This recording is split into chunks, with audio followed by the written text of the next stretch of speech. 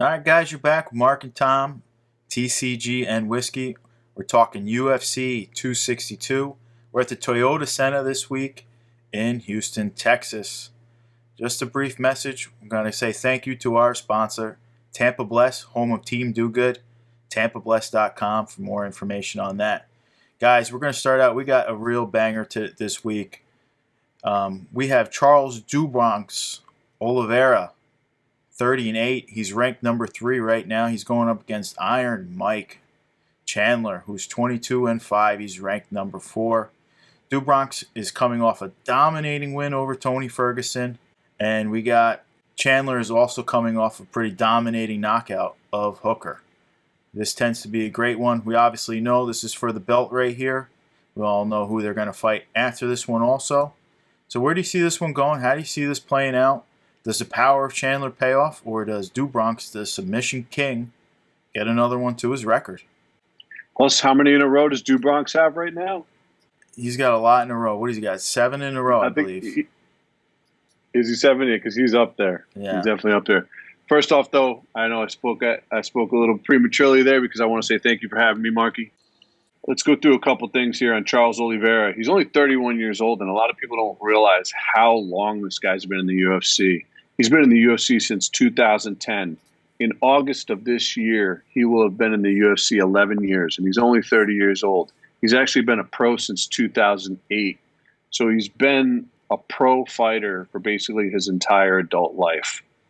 The guy is like Valentina Shevchenko in that regard. He's been fighting basically his entire adult life, and probably prior till that just to get prepared to go pro.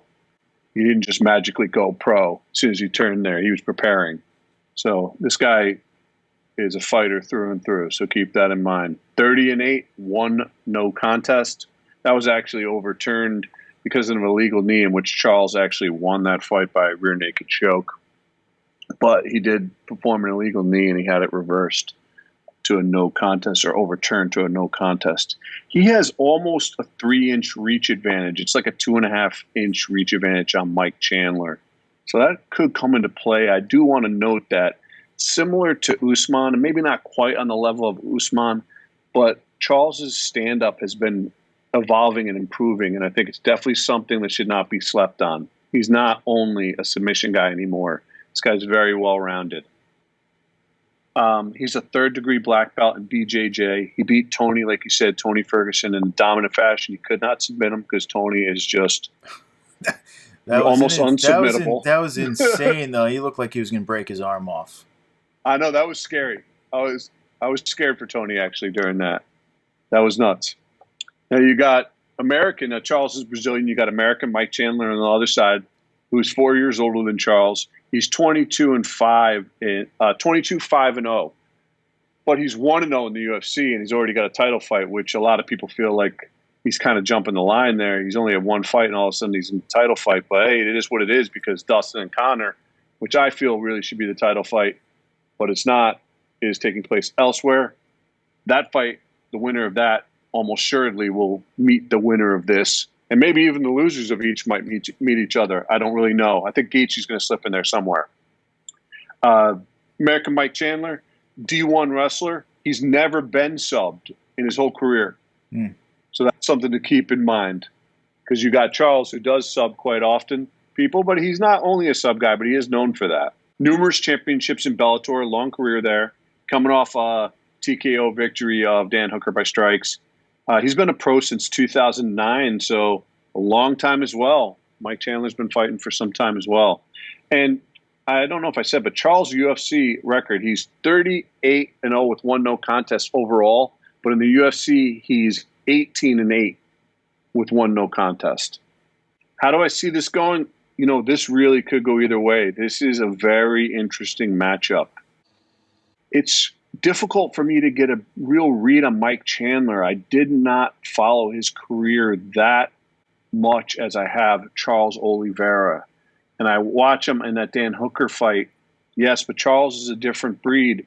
He's just a different style than Dan, even though they have a similar stature. They just fight differently. You know, I was a big Charles guy, and I definitely think he's very deserving in this title shot. But can he beat Mike Chandler? Ooh, and this is going to, and by the way, Marky, the crowd is here. Right, Crowd Toyota Center, is just, full center in Houston. you got to, I don't think Mike Chandler's ever been in a scene like this in Bellator. So this is a first for him. Probably not. We'll see how that plays out on him. Bellator gets some crowds, but never like this. And people are going to be super pumped. Charles is going to be a little bit more used to it, but still coming off of this 2020, everybody could adrenaline dump. Everybody on this card has to watch out for that. Because it was so pumped that I almost adrenaline dumped watching 261. I was like, the hair on my arms was standing, man. It was crazy. I'm going to go with Mike Chandler here.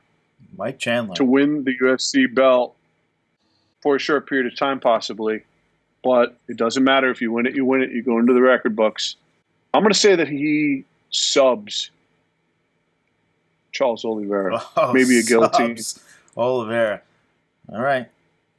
Okay. So we got a sub by Chandler. I don't see that happening.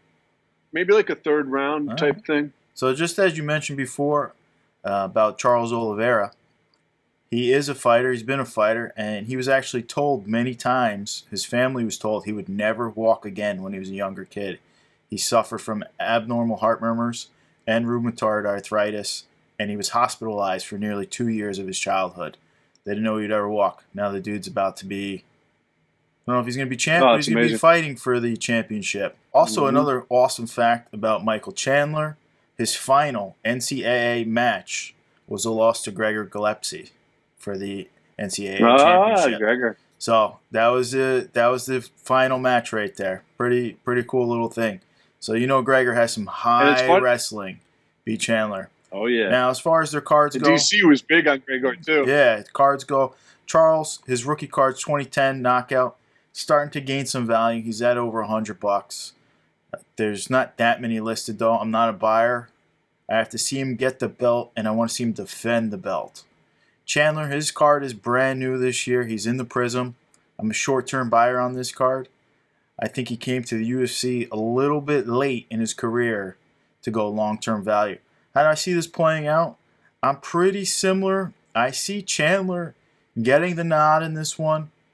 I think he does it by strikes.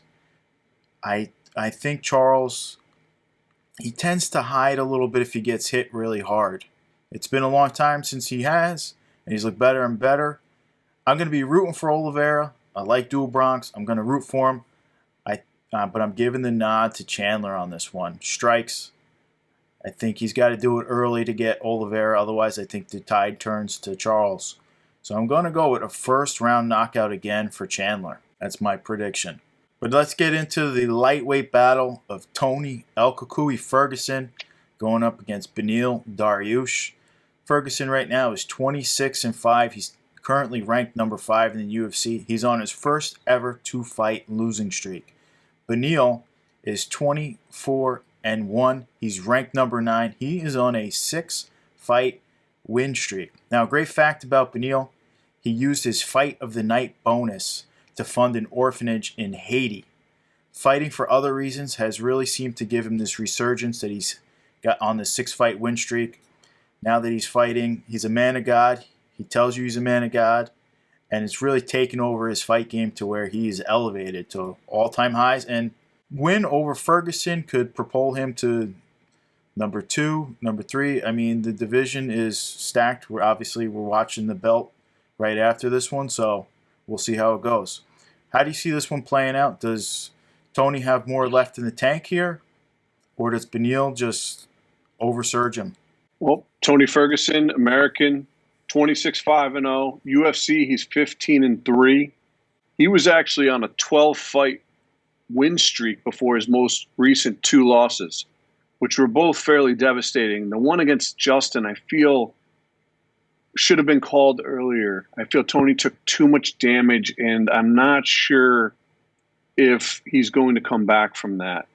That's one thing I have a little bit of a worry for, is he definitely didn't show up against Charles Oliveira. That wasn't the normal Tony that you would have seen. I can credit Charles, of course, for showing up, definitely. But I felt like Tony wasn't at his pre-Justin ability. Took such a head thumping against Justin Gaethje. Tony, though, He's been in the UFC since 2011, an old timer as well. Pro since 2008. A lot of veterans in this fight and this card here for the UFC, especially at the high end. He's the former interim champ. He's never been subbed, so keep that in mind. He's also never been subbed. He saw his arm break off and he didn't sub, so it's very... Yeah. So I don't really see that happening. Although Beneil Dariush on the other side, who's Iranian-born, Assyrian-American, okay? He's Christian, as Mark had alluded to, being a man of God. Black belt in BJJ and Muay Thai. He's 24-1. UFC, he's 14-4-1. He's been in the UFC since 2014, a pro since 2009, so his pro career goes back a ways as well. Now, Beneil is a guy that definitely has the submission ability, but Tony's a guy who's never been subbed. Tony's also a guy, similar to Beneil's got this BJJ and Muay Thai black belt, but Tony also is a black belt in 10th Planet Jiu-Jitsu, and he has collegiate wrestling background as well.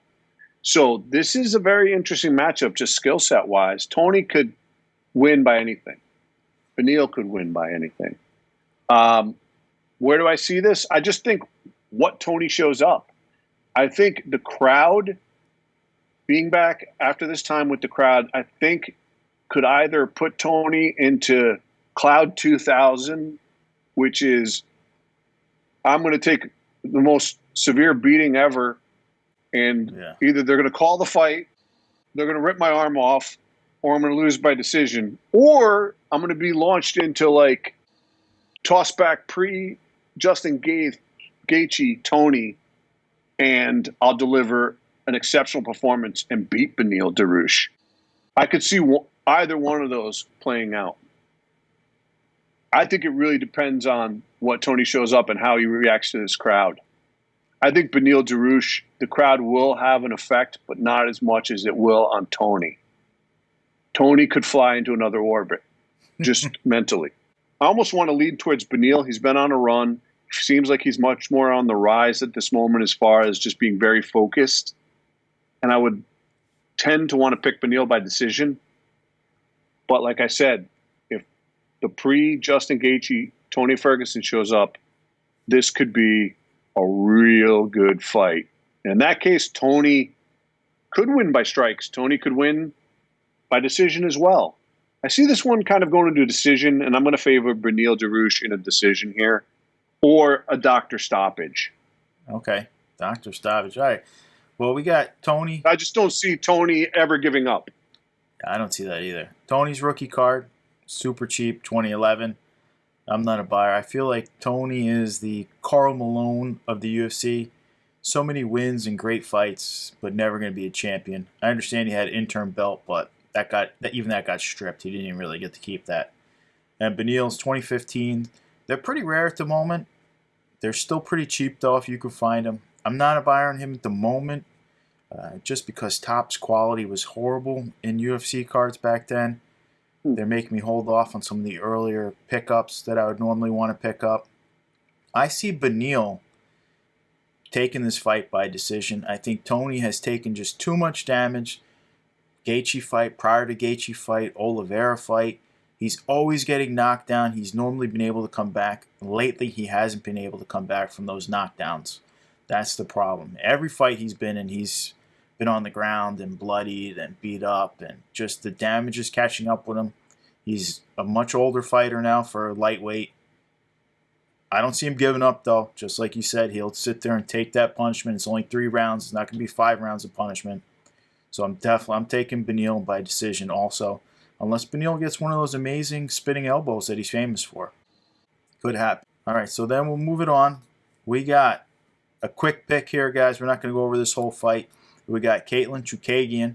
She's technically ranked number 2. She's 15-4, going up against Viviana Araujo, 10-2. She's ranked number 7. Who do you got in this one? Give us a quick pick.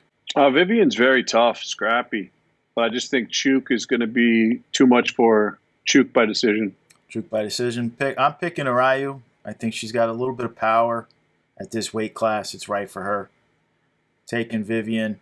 I don't like how Chookagian screams every time she punches. Leave that for the tennis players. All right, we're going to move on from that one. We got another featherweight battle here. We got Shane Hurricane Burgos, who's 13-2. He's ranked number 9 right now, going up against Edson Jr. Barboza, 21-9, ranked number 13. Now let's see here. Burgos only has 2 losses in his entire career to Cater and Josh Emmett, who were absolute studs. So Burgos is obviously a super competitor. And then Barboza only has 2 wins out of his last 7 fights. He beat Makwan in his last fight. Then he lost to Ige, Felder, Gaethje, and a few others. How do you see this one playing out? Is Burgos the rising star, or does Barboza keep his stardom going? I like it. I think it's a good matchup. Burgos also originally from the Bronx, I believe, but he's been training and fighting out of Orange County, New York. So respect to that. Shout out to Orange County. I'm going to go with Edwin Barboza here, though, or Edson Barboza. Excuse me. I feel like he's too much experience. He has too much of a skill set. His losses are to very high-end people, a number of decisions, split decisions. He's coming off a really nice win against, in my opinion, a high-end fighter or an up-and-coming fighter that I had respect for as well, although I respect all fighters. I definitely was eyeing him. I liked his style.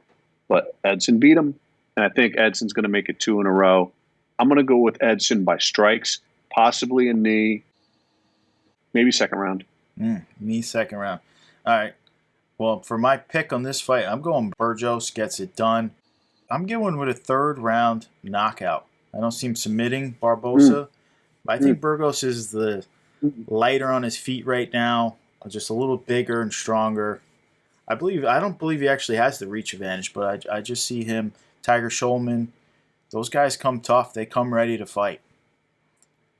Now, Shane still doesn't have a printed card. I hope we see him printed later on. He's fun. I'd be a buyer on Burgos. He's got a nice little career ahead of him. Guy's like a zombie out there. Like, he walks forward all the time. And Edson, his card dates all the way back to 2011. He's almost like the Dubronx, just been in the UFC for a very long time. I'm not a buyer on Edson. Every time he seems to break out, someone pulls him right back down. I really like him. I enjoy him as a fighter, but I got to go Shane. Now let's move on. We got another great bout here. We're going to cover Jacare Souza, 26-9, versus Andre Muniz, who's 20-4. Muniz is on a 6-fight win streak. I think he's facing the biggest name of his career right here in Jacare. And Souza, though, is on a little bit of a losing battle here. He's 2 wins out of his last 7 fights also. Now, how do you see this one going? Does Jacare get his alligator grip back? Or does Andre, who's also a submission expert, submit him? I like it. And it'd be interesting to see Andre, because I think this is his 3rd fight in the UFC, if I'm not mistaken. He had some on the Contender, Dana White's Contender, but I think this might be his 3rd fight in the UFC, if you could verify that, which means he's undefeated in the UFC thus far. Jacare is a legend. The alligator grip, as you were talking about. I'm a big fan of Jacare. I really felt for him against Kevin Holland. You know, he got knocked out from a mounting position. Insane. You know, which is extremely, props to Kevin Holland on that, you know, but that's a tough way. You're in a dominant position and you get knocked out from that position. Jacare might be getting a little bit. He's 41 years old right now. And his susceptibility to knockouts may be increasing. I can't say for a fact on that, but that may be the case. If it is, that could be something to watch out for him getting beat against someone that may not normally beat him just because of his ability to, or his inability to not be knocked out as much anymore because he's getting a little bit punch drunk. I'm not going to claim that yet, but we have to keep an eye on that. The guy's been in battling for a long time. That said, I'm going to still pick Jacare, and I'm going to pick Jacare. I hope he gets back to his bread and butter. Jacare by submission, 3rd round. Okay. I thought he had his bread and butter when you said, like, Kevin Holland knocked him out when he was in his spot. I thought he was going to be looking good at that point, but different times. All right, so I also agree.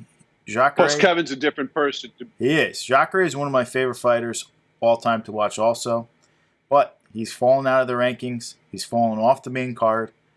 I hope we get to see him get a victory here and retire as a legend. I don't know if he will or if he won't, but I hope that's what we get to see. I'm picking Andre to win this fight, though. I think it's actually, since they're both pretty much Brazilian Jiu-Jitsu masters, I don't see Muniz going to the ground. Sosa's the king. He's a world champion. I'm taking Muniz by a knockout in the second round, and I'm not going to personally be buying either fighter. I'll evaluate Muniz after this fight, see what he does to Sosa. I hope Sosa wins. I'm rooting for Sosa, but I would be betting my money on Muniz. Now we're going to move on to another fight. We got Andrea Lee, 11-5. She's ranked number 11, versus Antonina Shufchenko, who's 9-2, ranked number 12. Andrea Lee is coming off 3 losses in a row. I feel she got a little short end of the stick on a couple of those, though. 2 of them were split decisions. And I personally definitely think she won, at least against Lauren Murphy. That fight was that was that card where everybody's complaining about the judges, and that was one of the fights I thought Lee kind of dominated that fight, and she got a loss. It was crazy. And Antonina's coming off a nice win against Ariane Lipski. So how do you see this one going? Antonina's 36 years old. Is she a little too late to MMA? She has a great record in kickboxing and everything else. Don't get me wrong. She's battle-tested. But is she a little too late into the UFC and the MMA world to take on who has just that cowboy strength, Andrea Lee? I'm a fan of both these fighters. Andrea is so tough. She's a scrapper. She's down to throw, and that's what makes her fights exciting. Win or lose, I don't see her going anywhere because those are exciting fights, and that's what people come to see. That's what I come to see. Although she's coming off some losses, like you said, and a lot of those were very close. Those were entertaining fights, and people were definitely siding with her as well in some of those decisions, as you just said, you were in one of them. On the other side, the older Shufchenko sister, she just came off who I thought was a very tough up-and-comer Lipski, right, and had beaten her. So I think another great matchup. This is going to be a brawl, and I'm going to go with the older Shufchenko by decision. Oh, okay. All right. So right now, I just wonder if Andrea Lee has enough skills to become the champ. That's my only problem. She's tough. She's scrappy. She's got that farm girl strength. I very much enjoy her fighting. And I think she did get completely robbed on a couple of them. Otherwise, she might be climbing up the rankings right now a lot better. Murphy got to climb right up to a title shot. Both rookie cards are very cheap with these girls. I think they're going to stay cheap. I think they just don't have a shot to be the champ right now. I'm actually a seller of both of them. I am also going to pick Andrea Lee for this victory, though. I believe she's going to get it done in a decision, a scrappy decision. I think these girls are going to throw down. I think it's going to stay on the feet a lot. Andrea Lee does like to wrestle a little bit, though. I'm taking Andrea Lee decision. And then we got one more. We're going to do a quick pick. We got Jordan Wright, the Beverly Hills Ninja, going up against Jamie Pickett. Love it. Jordan Wright is 11-1, and Pickett's 11-5. Obviously, neither guy's ranked right now. They're both fresh in the UFC. They got a couple fights, but they're both fresh. What do you see going on here? Who's your quick pick for this one? Well, Wright's coming off a knockout to Mr. Knockout Buckley, who also was knocked out himself, but Buckley's a knockout artist, and serious power in his hands. He knocked out Wright. And Pickett on the other side. I'm going to go with Pickett here, and I'm going to pick him on a decision victory. All right. I'm picking Jordan Wright. I'm going to take the other side of that one. I think he's got a lot of sneaky power in his hands, too. He just got caught by Buckley, who is like a pit bull. So, guys, that's going to be our show for today. We will see you guys next week.